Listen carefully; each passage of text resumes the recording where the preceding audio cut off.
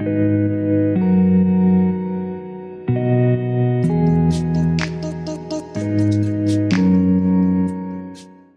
à tous, déjà bienvenue, bienvenue à l'Institut du cerveau. Comme on vous l'a expliqué, on travaille sur beaucoup d'aspects très différents du fonctionnement du cerveau ici et le rôle qu'on m'a confié aujourd'hui, c'est d'essayer de vous intéresser un petit peu sur un aspect plus particulier, qui est, des aspects de fonctionnement cognitif, c'est-à-dire comment le cerveau, fait certains calculs pour résoudre certains problèmes, de la vie quotidienne. Alors, je me suis pas présenté, effectivement, mon nom c'est Raphaël Lebouc, donc je suis effectivement chercheur, dans une équipe, qui s'appelle Motivation, Cerveau et Comportement, qui, je vais vous expliquer un petit peu, travaille sur la motivation et sur quels sont les mécanismes dans le cerveau qui déterminent, nos comportements. Et puis comme Marie vous a expliqué, je suis aussi neurologue et donc ce qu'on essaye de faire, c'est de faire un pont entre, ce qu'on essaie de comprendre sur les mécanismes, du comportement et puis ce qu'on voit en clinique et en particulier dans les troubles du comportement. On essaye en comprenant mieux ces mécanismes, on va essayer d'essayer de mieux prendre en charge ces patients et de mieux les soigner. Alors, donc le sujet, que je voulais aborder aujourd'hui, c'est celui de la procrastination. Je pense que c'est pas tellement utile de vous présenter ce phénomène que tout le monde connaît, à une fréquence plus ou moins grande. Je vous ai mis plusieurs exemples, je ne sais pas dans quel type d'image chacun peut se reconnaître le plus, mais on peut procrastiner dans beaucoup d'activités de la vie quotidienne. On peut procrastiner en, tardant à ranger, sa maison, en tardant à faire la vaisselle.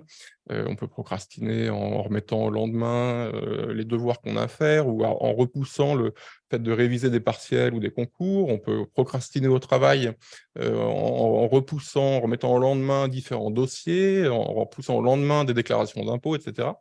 Enfin, c'est, quelque chose qu'on peut rencontrer et que je pense tout le monde rencontre à un moment ou à un autre, dans la vie quotidienne. Alors procrastination, la définition, dans le sens commun, c'est repousser au lendemain.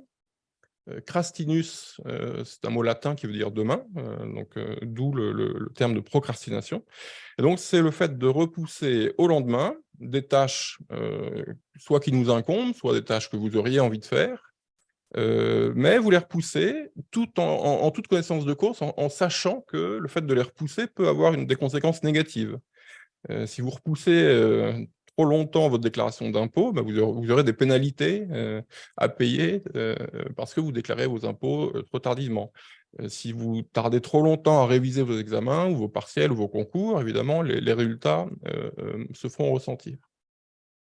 Donc il y a ces 2 aspects, c'est le fait de repousser et puis le fait qu'il y ait potentiellement des conséquences négatives. Alors, il y a des études, principalement de psychologie, qui ont été menées pour essayer de mesurer, quelle était la fréquence de ce comportement dans la population générale. Il y a des études qui ont des méthodologies différentes. C'est souvent des questionnaires. On demande aux gens à quel point est-ce que vous avez tendance à, réviser au dernier moment, à quel point vous avez tendance à faire vos déclarations d'impôts au dernier moment, et cetera, et cetera.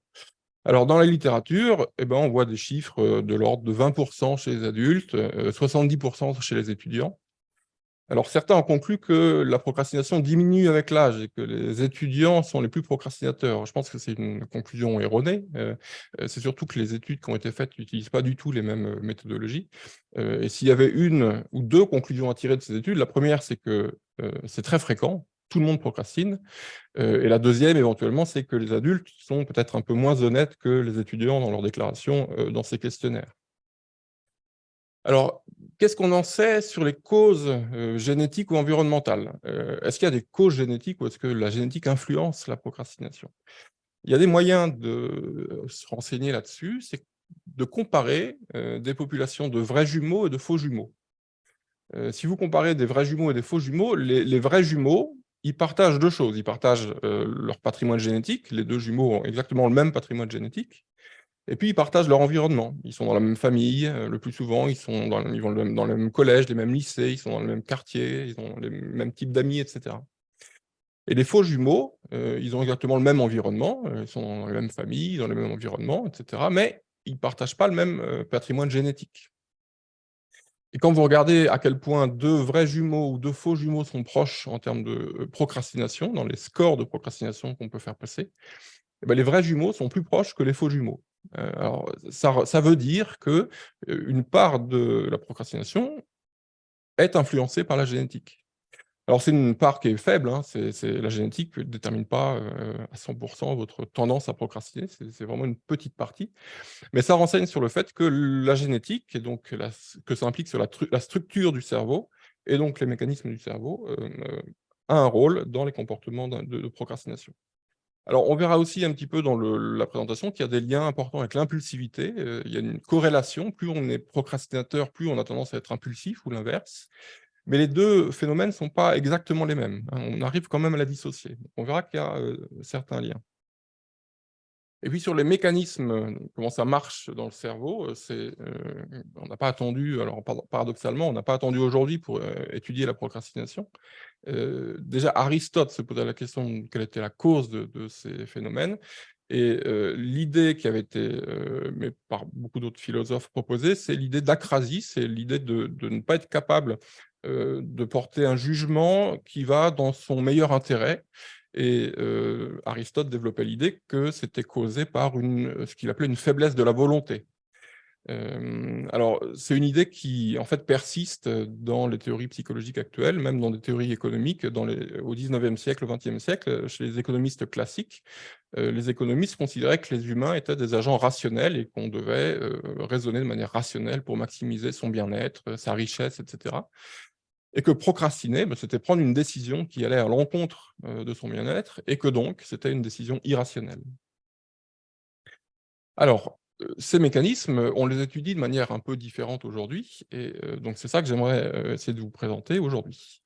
Donc je vous ai dit, je travaille dans une équipe, qui s'intéresse à la motivation, et la motivation, c'est, une fonction du cerveau et c'est des mécanismes. Alors, c'est une fonction du cerveau au même titre que la mémoire est une fonction du cerveau, au même titre que la vision est une fonction, que le langage, est une fonction cérébrale.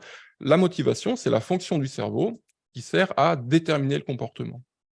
Alors, des fois, quand vous avez différentes options et ben, la motivation, c'est la fonction qui vous permet de faire un choix, dire: «Je vais plutôt à droite qu'à gauche, je prends telle ou telle option». C'est la fonction qui vous permet de, décider de faire des efforts ou de ne pas faire des efforts, de faire des actions ou de ne pas faire d'actions. Ça vous permet de décider à quelle intensité vous allez faire les actions. Est-ce que vous faites une action avec une toute petite intensité ou est-ce que vous mettez tout votre cœur, toute votre énergie, dans cette, action-là? Et puis c'est aussi la fonction qui vous permet de déterminer combien de temps vous allez faire cette action ou ce comportement. Est-ce que au bout de 3 minutes, vous vous arrêtez ou est-ce que c'est des choses que vous allez continuer pendant des semaines, des années, et cetera? Alors dans l'équipe, bah, on s'intéresse un petit peu à tous ces mécanismes. Il y a différents chercheurs qui s'intéressent, à différents aspects, chez l'humain, en IRM fonctionnel, en lien avec le Muséum d'histoire naturelle, est-ce que les primates non humains, dans les zoos, dans, leur milieu naturel, ont des mécanismes de motivation semblables? On a donc moi je suis neurologue et puis on a aussi un psychiatre, on a aussi pour but d'essayer de faire le lien avec ce qu'on voit en clinique, en psychiatrie ou en neurologie. On travaille sur la fatigue mentale, sur l'humeur, sur la motivation, sur l'apathie, voilà, donc beaucoup d'aspects différents liés à cette fonction unique. Et alors cette fonction, eh bien, elle a, des mécanismes qu'on ne connaît pas encore très bien, qu'on essaye de découvrir petit à petit. Mais l'idée principale, aujourd'hui, c'est que la motivation, elle repose sur un principe, heu, fondamental qui est que, celui d'un arbitrage coût-bénéfice. C'est l'idée que le cerveau, quand il considère les différentes actions qu'il peut entreprendre ou les différentes options qu'il pourrait choisir, et ben, il va évaluer d'un côté les bénéfices que ça peut lui rapporter et puis les coûts, de ce que ça va, représenter. Il va faire un rapport entre les 2 ou une différence entre les 2. Et il va sélectionner l'action ou l'option, qui aura le meilleur rapport coût-bénéfice. Donc c'est ça le principe, fondamental que je vais, vous développer dans la suite. Alors ces études sur la motivation, qui font maintenant partie d'un champ de recherche qu'on appelle la neuroéconomie. Heu, Pourquoi? Parce qu'on s'intéresse aux mécanismes dans le cerveau et puis économie parce qu'en fait, les théories, mathématiques ou les principes derrière sont issus de ce qui avait été développé en économie initialement. Alors c'est à pas confondre avec le neuromarketing, hein, qui est plutôt, l'idée de vous faire acheter des produits en jouant sur la psychologie, donc c'est vraiment très différent. Et donc ces travaux sur la neuroéconomie, qui ont juste pour but de comprendre comment marche le cerveau, ils ont démarré il y a une vingtaine d'années avec des tests, un peu comme ça, l'idée principale, c'était que le cerveau était capable de représenter des signaux de valeur ou de coût pour faire un calcul coût-bénéfice. Et donc pour voir s'il y avait des régions dans le cerveau qui étaient capables de représenter ces valeurs, et ben, on a mis des, sujets dans l'IRM, fonctionnel, et on leur a fait passer des tests. Un test comme celui-ci, on vous montre différents items, alors une pomme, un hamburger, des fraises, alors ça peut être des aliments, ça peut être, des films, ça peut être des CD de musique, enfin n'importe quoi. Et on vous demande de, coter à quel point ça vous plaît. Alors je mets 1 étoile à celui-là, 2 étoiles à cet item, 5 étoiles au hamburger parce qu'il est 11 h, il commence à faire un petit peu faim, et cetera, et cetera. Et donc à la fin du test, eh ben, on a un ensemble de notes qui correspond en fait aux valeurs subjectives que la personne a attribuées à chacun de ces items. Alors on dit subjectif parce que, ces notes, elles dépendent du sujet, quelqu'un d'autre, aura des notes complètement différentes. On a tous des préférences différentes. Il y a des gens qui adorent les burgers, d'autres qui n'aiment pas ça du tout, qui préféreraient la pomme, et cetera. Et donc, ce qu'ont voulu voir les chercheurs à cette époque-là, c'était où, étaient représentés, où est-ce que c'était représenté dans le cerveau, ces signaux de valeur. Alors l'IRM, vous avez différents types d'IRM. Si vous allez à l'hôpital faire une IRM, c'est une IRM qu'on dit structurelle, c'est-à-dire qu'on va voir la structure de votre cerveau, la forme, est-ce qu'il y a des lésions, quelle est voilà, globalement la forme. Ici, en recherche, dans les sous-sols, vous avez des IRM de recherche où en fait on ne prend pas une photo unique, on prend une photo, toutes les secondes ou toutes les 2 secondes du cerveau, qui sont des photos très floues, où on ne voit pas très bien la structure, mais en fait ce qu'on voit sur ces photos très floues, c'est un reflet de l'activité des neurones. En fait, les neurones, quand ils s'activent, ils consomment de l'oxygène et on est capable de déceler, les variations du niveau d'oxygène, au niveau du cerveau, à une résolution qui est celle que je vous ai dite, à peu près toutes les secondes ou toutes les 2 secondes. Et donc, on peut faire aux gens, des tâches comme celle-ci dans l'IRM et mesurer l'activité cérébrale dans l'ensemble de leur cerveau, pendant des sessions qui peuvent parfois durer 1 heure. Alors quand on regarde, chez ces participants, ce qui se passe quand ils font ce type de tâches, et ben, on se rend compte que, en fait, il y a un ensemble de régions cérébrales qu'on a appelé le système cérébral des valeurs, qui s'active d'autant plus fort qu'on vous présente un item que vous aimez. Donc, ces régions, c'est, alors, là, on est au milieu du cerveau, c'est comme si vous étiez entre les 2 hémisphères du cerveau, vraiment, au milieu. La plus grosse région est ce qu'on appelle le cortex préfrontal ventromédian, donc c'est on est dans les régions frontales, mais médiane parce qu'on est entre les 2 hémisphères et ventromédian parce qu'on est plutôt vers le bas. Et puis la région que vous voyez juste derrière est une région qu'on appelle le striatum ventral.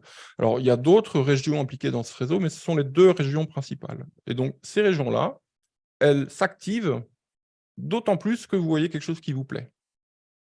Et bien sûr, elles s'activent de manière subjective, c'est-à-dire qu'elles s'activent pour vos préférences et pas tellement pour celles du voisin.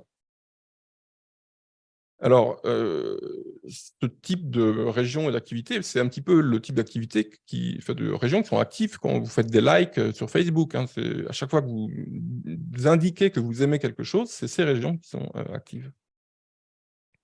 Alors on peut vous faire, d'autres tâches, on peut vous demander maintenant, vous présenter 2 items et vous demander celui que vous préférez. Donc, non pas vous demander de faire une notation, mais de faire un choix.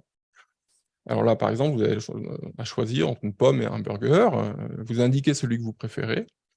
Quand on regarde dans votre cerveau ce qui se passe pendant que vous faites ce choix, on voit exactement la même chose. C'est le même réseau qui s'active, le réseau des valeurs. En fait, ce que fait votre cerveau, c'est qu'il fait une comparaison des valeurs. Donc il compare la valeur que vous attribuez au hamburger, la valeur que vous attribuez à la pomme, et puis il va choisir, l'item, qui pour vous a la plus grande valeur subjective. Donc c'est le même réseau qui sert, à faire des choix, dans la vie quotidienne. Alors, donc là, je vous ai présenté des choix simples entre, 2 récompenses, voilà. Mais, on peut rajouter une dimension, c'est là qu'on va s'approcher petit à petit de la procrastination, en passant par l'impulsivité d'abord. Donc je vais vous montrer une vidéo, qui parle d'impulsivité. Donc, on rajoute au choix, entre 2 récompenses possibles, la dimension qui est la dimension du temps. Donc, le test du marshmallow, qui est un test ancien, consiste à donner à un enfant, ou à un étudiant ou un adulte, hein, ça marche très bien avec tout le monde, un chamallow, vous lui mettez sur une assiette devant le nez, et puis la règle est la suivante, s'il est capable de patienter pendant 10 minutes sans le manger, on lui en donnera un deuxième. Et donc, on observe si les enfants sont capables de ne pas manger le marshmallow pendant 10 minutes dans le but d'en avoir un deuxième. Alors, voyons voir un peu ce qui se passe. Okay, sit in that chair. All right, here's the deal. Marshmallow for you. You can either wait, and I'll give you another one if you wait, or you can eat it now. When I come back, I'll give you another one. So then you'll have to.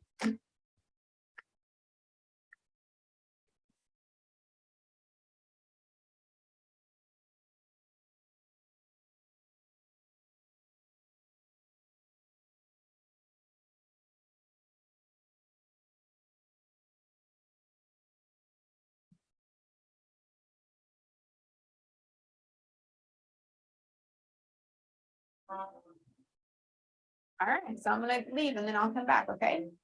So you can either eat it right now or you can wait. Either way, okay? Okay.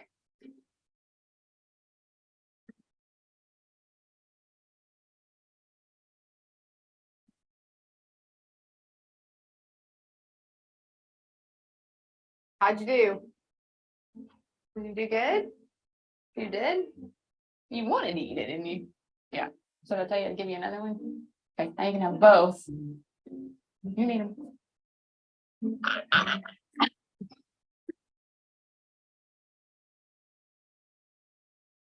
Voilà, donc un test qui, à cet âge-là, mais on a des questions un peu équivalentes même à l'âge adulte, qui n'est pas toujours facile, hein, qui, en tout cas, d'une personne à l'autre, d'un enfant à l'autre, vous voyez, n'est pas toujours aussi évident. Ce qui a été montré, c'est que la réussite dans ce type de test, chez des enfants, ça prédit, alors très faiblement, mais ça prédit un petit peu la réussite future au niveau scolaire, au niveau professionnel. Ce que ça indique, c'est que les capacités cognitives de résister à l'impulsivité sont probablement un avantage dans le système scolaire, dans le système professionnel. Et donc, c'est aussi pour ça que ça a été beaucoup étudié. Alors, donc, l'impulsivité en neurosciences, en tout cas dans le domaine de la motivation, on la définit comme ça. C'est la préférence pour des petites récompenses immédiates, un marshmallow tout de suite, par rapport à des plus grandes récompenses, mais plus tard dans le temps, 2 marshmallows dans 10 minutes. Et cette impulsivité, on l'explique de la manière suivante, c'est l'idée que le signal de valeur que je vous ai décrit dans le cerveau, dans les régions du système cérébral des valeurs, quand vous vous projetez dans le temps, ce signal, il va diminuer. Si vous imaginez le même marshmallow dans 10 minutes, la valeur subjective, elle va décroître pour vous. Si vous imaginez le même marshmallow dans 2 ans, la valeur dans votre cerveau va tellement diminuer qu'on verra peut-être même plus de signal. Donc, c'est la courbe que vous voyez en bleu. Si je vous pose la question, si je vous proposais de vous donner 100 €, mais soit je vous donne 100 € maintenant tout de suite, ou alors je vous donne 100 € dans une semaine. Qui préférait 100 € dans une semaine? Et qui préférait 100 € maintenant? Voilà, donc ça, vous voyez, pas loin de 100 %, ça vient du fait que votre cerveau, il décompte la valeur et que 100 € dans une semaine, ça aura moins de valeur que si je vous le donne tout de suite. Alors, on peut vous poser des questions qui sont un petit peu plus difficiles. Si je vous pose, par exemple, alors j'ai mis 50 €, mais on va rendre les choses un peu plus difficiles. Si je vous propose maintenant de vous donner 90 € maintenant ou 100 € dans une semaine, qui préférerait 90 € tout de suite maintenant?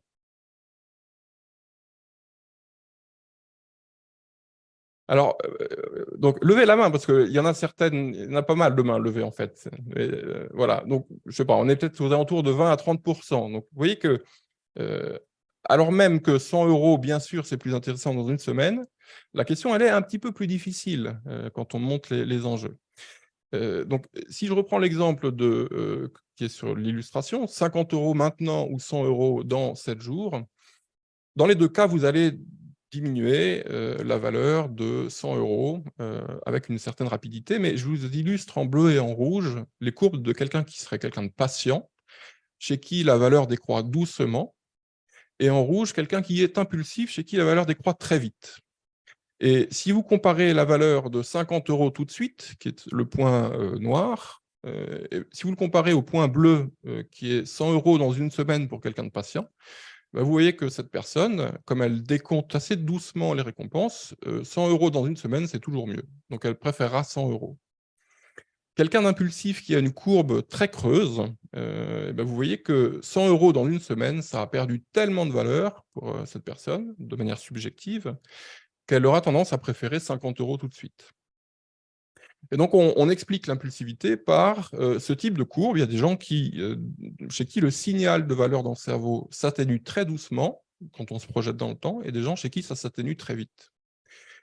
Et ce qui a été montré, c'est que, on peut, par un effort mental, moduler un petit peu si vous voulez, la concavité de cette courbe, par l'activité de la région qui est tout en haut sur le cerveau, sur la face latérale, qu'on appelle le cortex frontal dorsolatéral. Cette région-là, elle permet d'exercer une sorte d'effort mental et de moduler la valeur, dans le système cérébral des valeurs. Heu, pour le dire en termes simples, essayez de vous convaincre que 100 € dans une semaine, c'est quand même mieux que 90 € maintenant. Alors, venons-en maintenant à la procrastination. Vous allez voir pourquoi on est passé par l'impulsivité. Procrastiner, vous voyez l'exemple de cette dame qui se pose la question de savoir si elle a envie de faire la vaisselle maintenant ou si elle le fera peut-être demain, plus tôt. Eh ben ça, on peut le décomposer en différentes dimensions. Il y a une récompense, c'est-à-dire qu'une fois que la vaisselle sera faite, et ben la vaisselle sera propre, la cuisine sera propre et vous serez bien content. Il y a toujours la dimension du délai. Vous pouvez faire la vaisselle maintenant et vous pouvez la faire demain. Vous pouvez aussi la faire dans une semaine, mais ça va commencer à être un peu, compliqué, pour votre cuisine. Et puis la troisième dimension qu'on rajoute dans la procrastination, c'est celle de l'effort. Il y a l'effort de la cuisine à faire, il faut, de la vaisselle à faire, il faut, passer du temps, laver les assiettes, les couverts, et cetera. Et donc en réalité, le type de choix qu'on fait quand on procrastine, c'est un peu le même que, celui que je vous ai présenté pour l'impulsivité. Vous voyez, cette personne qui, heu, se pose la question sur une ligne temporelle de savoir à quel moment elle va faire cette tâche-là. Alors, au-dessus du point d'interrogation rouge, qui représente maintenant, vous voyez une balance, avec un rapport coût-bénéfice. C'est, le coût de faire la vaisselle maintenant et le bénéfice de faire la vai de d'avoir fini la vaisselle maintenant. Mais si vous considérez que le coût est à peu près équivalent au bénéfice, bon, on peut se demander si on a vraiment envie de faire la tâche, immédiatement. Et cette personne, si elle regarde dans le futur et si elle essaye d'imaginer, à quel point elle sera, contente d'avoir fait la vaisselle demain, et également à quel point elle trouvera ça pénible de faire la vaisselle demain, eh ben, on peut se retrouver dans une situation où, on a l'impression subjective que ce sera moins pénible, de faire la tâche demain, mais que par contre, les bénéfices, le plaisir qu'on aura à ce que la vaisselle soit propre, sera, tout aussi grand ou pas très éloigné. Et donc dans ce cas-là, on aura tendance à avoir l'impression que le rapport coût-bénéfice, il est plutôt en faveur de faire la tâche demain, plutôt que de faire la tâche aujourd'hui, et on décidera de reporter la tâche. Donc l'hypothèse, que ça soulève et qu'on a voulu tester, c'est, l'hypothèse selon laquelle la procrastination, ça pourrait venir du fait qu'on a tendance à dévaluer dans le temps les efforts plus vite qu'on ne dévalue les récompenses. Hein, c'est-à-dire que, c'est l'idée que si vous vous projetez demain, avec une cuisine propre, vous serez quasiment aussi content que si c'était maintenant. Par contre, si vous vous projetez demain, pour faire la vaisselle, ça vous paraît beaucoup moins pénible que si vous imaginez devoir le faire, immédiatement. Alors, comment est-ce qu'on teste, ces préférences temporelles, donc ces courbes, chez des patients, chez des participants en IRM? On fait des tests, un peu comme le test du marshmallow, soit avec des récompenses, soit avec des efforts. Alors, par exemple, est-ce que vous préférez c'est la ligne du haut, on leur pose différentes questions dans l'IRM. Est-ce que vous préférez, avoir 5 fleurs, par exemple, dans un jour? Ou 10 fleurs, dans une semaine. Et puis donc on peut faire varier les items, les délais, on pose plein de questions de type de choix intertemporels, au sujet. On peut faire la même chose avec des efforts, vous connaissez le nombre pi, je vous ai mis quelques décimales après la virgule en bas. Si on vous demande, qu'est-ce que vous préférez entre avoir, une journée pour apprendre par cœur 10, chiffres après la virgule, ou avoir une semaine, mais pour en apprendre 20, heu, qu'est-ce que vous préférez? Voilà, donc de la même manière, on peut faire un certain nombre d'essais avec différents efforts mentaux, des efforts physiques, différents délais, et voir ce que répondent les participants. Alors, ce qu'on observe, avant de venir à l'IRM, dans le comportement, c'est les courbes. On peut tracer les courbes, d'évaluation de chaque participant. Donc, en bleu, vous avez la manière avec laquelle les participants à l'étude dévaluent les récompenses. Et vous voyez que c'est très variable. Il y a des gens qui dévaluent les récompenses de manière très douce, très lente, et puis des gens qui ont des courbes très creusées, chez qui les récompenses perdent de la valeur très vite. Et à droite, vous avez la même chose pour les efforts. De la même manière, c'est très variable entre les individus. Mais globalement, ce qu'on voit, c'est que les courbes, pour les efforts sont un peu plus creusées que pour les récompenses. On a tendance à faire perdre, le coût des efforts dans le temps plus vite qu'on ne fait perdre de la valeur aux récompenses. Alors ça, c'est visuel, mais on peut capturer, ça par, des courbes, qui sont marquées en haut, mais, peu importe, il y a dans ces équations un paramètre, K, qui capture globalement la concavité de la courbe. Et quand on compare ces paramètres entre les efforts et les récompenses, globalement, la concavité de la courbe, elle est plus élevée pour les efforts que pour les récompenses. Donc ça, c'est une tendance, générale, chez l'ensemble des individus, à décompter les efforts plus rapidement. Alors, en IRM, qu'est-ce qu'on voit quand on fait ces tâches-là? Sur la colonne de gauche, vous voyez en rouge les régions qui s'activent, heu, en lien avec la valeur décomptée, c'est-à-dire la valeur du hamburger, des fleurs, et cetera, mais modulée par le temps qu'il faut attendre. Et en fait, on retombe sur exactement le même système, hein. C'est le système cérébral des valeurs avec heu, derrière le front, au milieu, comme je vous l'ai dit, le cortex préfrontal ventromédian. Et puis en dessous, vous voyez en bleu, il y a une région qui fait exactement l'inverse. Elle ne s'active pas d'autant plus que la valeur est élevée, mais elle se désactive d'autant plus que la valeur est élevée. Alors c'est intéressant parce que quand on regarde, les régions qui sont actives pour le coût, c'est-à-dire quelles sont les régions qui s'activent d'autant plus qu'on voit quelque chose, une tâche qui est coûteuse, et bien on retrouve cette région, alors, qui est, je ne sais pas si je peux vous la montrer avec, ouais, voilà, cette région ici. Donc on est à nouveau, vraiment entre les 2 hémisphères cérébraux, au niveau du front, hein, l'avant est ici, le nez est quelque part par là, et cette région, on l'appelle le cortex singulaire antérieur dorsal, et vous voyez qu'elle est d'autant plus active que la tâche qu'on vous présente, elle est pénible, et avec la modulation du délai. C'est-à-dire que si on vous présente une tâche très pénible, mais dans 10 ans, cette activation, va diminuer. Par contre, si on vous la rapproche et qu'on vous dit que cette tâche très pénible, vous allez devoir la faire tout de suite, l'activation va être très grande. Et puis il y a une autre région qui est l'insula qui, code aussi l'effort des tâches que vous devez accomplir. Et donc globalement, il y a une région très intéressante qui est ce cortex singulaire antérieur parce qu'il s'active, pour les efforts, il se désactive pour les récompenses et il est sensible au délai des 2 dimensions, des efforts et des récompenses. Et donc, c'est une région qui est un candidat idéal, pour faire une sorte de calcul coût-bénéfice, avec toutes les dimensions dont vous avez besoin pour répondre à la question: «Est-ce que j'ai envie de procrastiner ou pas?»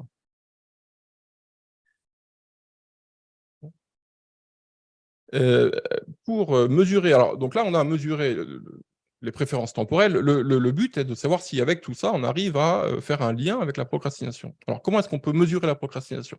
On peut utiliser des échelles, des questionnaires dont je vous ai déjà parlé, où on vous demande, à quelle fréquence vous vous retrouvez en train de réaliser des tâches que vous avez planifié de faire quelques jours avant, à quelle fréquence vous manquez des événements parce que vous vous êtes organisé trop, tardivement, et cetera. Donc on obtient un score pour chaque individu. Et puis on peut le mesurer avec des tâches au laboratoire. Celle de gauche, on vous présente un effort et une récompense, et puis on vous demande si vous auriez envie de la faire maintenant, la tâche, pour recevoir la récompense tout de suite, ou de faire la tâche demain et attendre demain pour recevoir la récompense.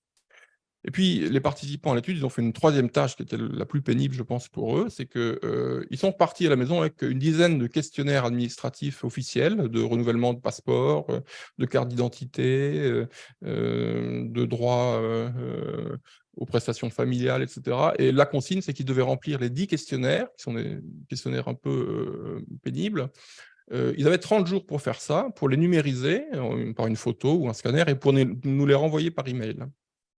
Et la règle, c'est qu'ils ne seraient payés pour leur participation à l'étude que quand on recevrait, les 10 questionnaires. Et donc ce qu'on a mesuré, c'est combien de temps ils ont mis à nous renvoyer ces 10 questionnaires, un peu pénibles. Alors, dans le comportement, qu'est-ce qu'on observe? Très rapidement, à gauche, ce qu'on voit, c'est que dans la tâche au laboratoire, on procrastine en bleu d'autant moins que la récompense est intéressante. Ça, c'est assez trivial, c'est connu depuis longtemps. On sait très bien que si on vous motive avec des récompenses intéressantes, vous procrastinerez moins. En rouge, c'est l'inverse. Plus l'effort est pénible, plus vous allez procrastiner. Ça, c'est connu aussi de longue date. Mais dans la tâche qu'on a fait passer aux participants, tous les participants ont eu exactement le même type de récompense et le même type d'effort. Et donc, on s'affranchit un petit peu des niveaux d'effort, des niveaux de récompense, et on essaye plutôt de comprendre pourquoi, globalement, certains individus procrastinent plus que d'autres dans cette tâche.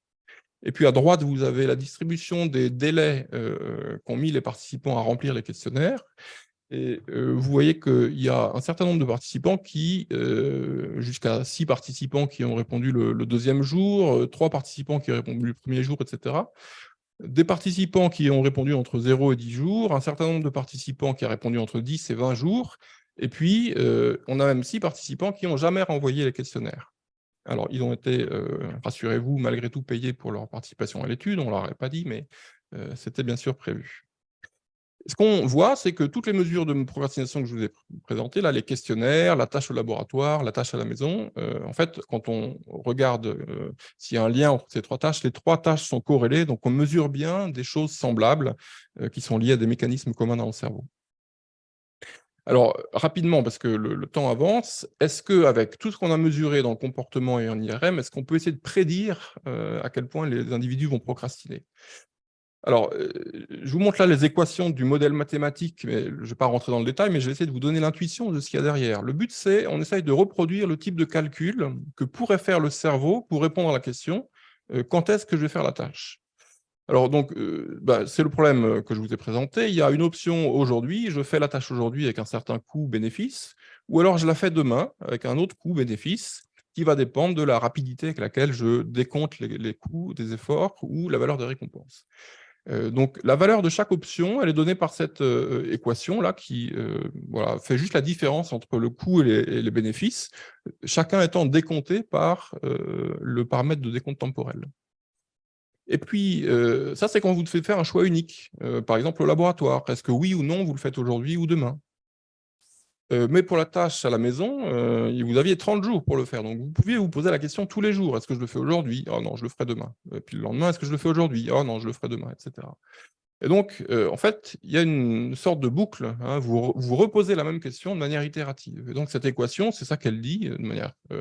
Ça a l'air compliqué, mais en fait, elle dit rien d'autre de plus simple que ça, que chaque jour, vous comparez la valeur de faire l'action aujourd'hui par rapport à la faire demain ou voire même plus tard, et vous prenez une décision. Et que la probabilité, si on est le premier jour du mois et qu'on se pose la question quelle est la probabilité de procrastiner jusqu'au 15 du mois, bah, c'est rien d'autre que la probabilité d'avoir procrastiné le 1 du mois, et le 2, et le 3, et le 4, etc., au moins jusqu'au 15 du mois. Donc voilà ce que disent ces équations qui sont le modèle mathématique qu'on a utilisé pour essayer de prédire la procrastination. Alors, si on utilise donc les données du comportement qu'on a mesuré dans les tâches et qu'on essaie de prédire la procrastination dans la tâche de procrastination au laboratoire, vous voyez qu'entre ce qu'on a observé et ce que prédit le modèle, il y a une corrélation qui est très grande. Et donc, en fait, on arrive assez bien à modéliser les choix des individus dans ces tâches de procrastination. Et puis, on peut donc rajouter l'équation de la boucle, hein, qui fait qu'on se repose la question de manière itérative. Et vous voyez que quand on essaie de prédire le nombre de jours qu'ont mis les gens à renvoyer les questionnaires, eh ben, on arrive avec le modèle à prédire de manière significative la tendance qu'ont les gens à procrastiner plus ou moins rapidement. Alors c'est approximatif, bien sûr, pour une personne donnée, on ne peut pas répondre au jour près, mais sur un groupe de participants, on arrive à prédire quels sont ceux qui procrastineront le moins et ceux qui procrastineront le plus. Alors ça, c'est en utilisant les données comportementales qu'on a injectées dans les équations. Mais on peut aussi utiliser les données issues de l'imagerie cérébrale. En particulier, dans cette région-là, on peut extraire des mesures qui sont globalement le reflet de la concavité des courbes que je vous ai montrées. Et donc, si on utilise ces mesures au lieu des mesures comportementales, en fait, on prédit toujours de manière significative la procrastination des individus. Et si on essaie de décomposer un petit peu qu'est-ce qui, dans nos mesures, est informatif pour prédire la procrastination, en fait, on se rend compte que c'est la manière avec laquelle les individus décomptent les efforts qui prédit le mieux la tendance à procrastiner, et pas tellement la vitesse avec laquelle vous décomptez les récompenses, dont je vous ai dit que c'était plutôt ça qui prédisait l'impulsivité. Donc une mesure plutôt assez spécifique, hein, la manière avec laquelle vous vous projetez dans le temps pour les efforts prédit la manière avec laquelle vous allez procrastiner. Alors, sachant ça, est-ce qu'on peut essayer de moins procrastiner? Si vous regardez le 2 ou le 1er janvier dans les journaux, vous aurez tout plein de méthodes pour tenir vos bonnes résolutions de l'année, dont des méthodes qui probablement sont efficaces. Mais ce que le modèle et les résultats que je vous ai présentés peuvent ajouter ou peuvent donner comme information, c'est que il faudrait pouvoir aplatir cette courbe-là d'évaluation temporelle pour moins procrastiner. Alors, on n'a pas d'études pour les efforts, mais il y a des études similaires pour l'impulsivité. Il y a des techniques qui s'appellent en anglais episodic future thinking, c'est-à-dire c'est la projection dans le futur. Si vous imaginez une récompense dans le futur, vous faites un effort mental pour avoir une imagerie très vivante avec plein de détails riches, la récompense dans le futur vous paraîtra beaucoup plus intéressante que si vous ne faisiez pas cet effort mental. Et donc, on peut imaginer que si vous faites le même type d'effort d'imagination de l'effort de la tâche dans le futur, vous aurez tendance à moins procrastiner. Si vous imaginez très fortement que faire la vaisselle demain, ce sera quand même très pénible, ça va vous demander un effort physique, ça va vous demander du temps, eh bien, vous aurez probablement une courbe qui va s'aplatir comparativement à si vous n'aviez pas fait cet effort mental. L'autre point, c'est que, vous avez vu, il y a cette boucle itérative. Alors évidemment, on ne se pose pas tous la question de procrastiner à la même fréquence. Il y a peut-être des gens qui se posent la question tous les 3 jours: «Est-ce que je vais réviser mon examen ou pas?» Et puis des gens qui se posent la question 4 fois par jour. Alors à chaque fois qu'on se pose la question, on a une certaine probabilité de dire oui ou de dire non, mais évidemment, plus vous vous posez la question, plus fréquente, enfin plus la question revient fréquemment, plus vous aurez de chances de répondre oui à la question à un certain moment. Et donc un moyen, c'est peut-être de se mettre des rappels automatiques ou différentes méthodes pour augmenter la fréquence à laquelle on se pose cette question. Alors, avant-dernière question, puis je conclus. Est-ce que c'est utile de procrastiner? Vous avez vu, on a tous un biais, en fait, à procrastiner, à repousser dans le temps les tâches qu'on a à accomplir. C'est probablement que ça a été sélectionné par l'évolution, et donc il y a un certain avantage sélectif à être un peu procrastinateur. On peut spéculer sur les raisons, on n'a pas de démonstration, mais on peut imaginer par exemple que ça a été sélectionné pour qu'on ait une capacité à économiser son énergie tant qu'on n'est pas sûr que la tâche qu'on doit faire elle est vraiment indispensable, et comme ça on n'épuise pas son énergie dans des tâches complètement inutiles. Alors, pour l'avant-dernier point, je vais peut-être demander, je ne sais pas s'il y a des professeurs dans la pièce, je vais peut-être leur demander de se boucher les oreilles parce que c'est peut-être pas très politiquement correct que je vais proposer, mais de nos jours, il y a peut-être un avantage pratique à procrastiner, hein. C'est-à-dire que quand on a un agenda très chargé, plein de choses à faire, si on se met à faire les choses au dernier moment, en fait, on les fait dans un temps très court. Ça permet d'économiser du temps, et donc il y a peut-être un côté pratique. Alors pour la révision des examens, si vous révisez juste la veille, vous aurez peut-être passé très peu de temps à réviser, tout sera très frais dans votre mémoire, et vous aurez peut-être des résultats qui seront équivalents à ce que vous auriez eu si vous aviez passé 1 mois à réviser. Alors c'est pour ça que je dis que c'est pas très politiquement correct, c'est qu'évidemment, en termes de mémorisation à long terme, vous n'aurez pas les mêmes résultats, mais voilà, c'était juste un peu provocateur pour dire qu'il y a peut-être des avantages dans nos pratiques modernes. Mais malgré tout, gardez en tête que le côté utile ou non de la procrastination, bien sûr, dépend du niveau de la procrastination. Si on procrastinait dans toutes nos tâches et qu'on repoussait toutes nos décisions et nos actions, eh ben, on se retrouverait à repousser des actions qu'on aurait dû faire bien plus tôt, à les faire bien trop tard et avoir des conséquences très négatives. Donc je vous déconseille personnellement de procrastiner trop fortement. Voilà, je vous remercie pour votre attention. Je remercie aussi toutes les équipes avec lesquelles on travaille ici à l'Institut, à l'hôpital. Et puis, je vous rappelle qu'il y a demain, pardon, pas demain, samedi, une visite de porte ouverte de l'Institut. Donc, vous êtes les bienvenus. C'est ouvert à tous et gratuit. Merci beaucoup.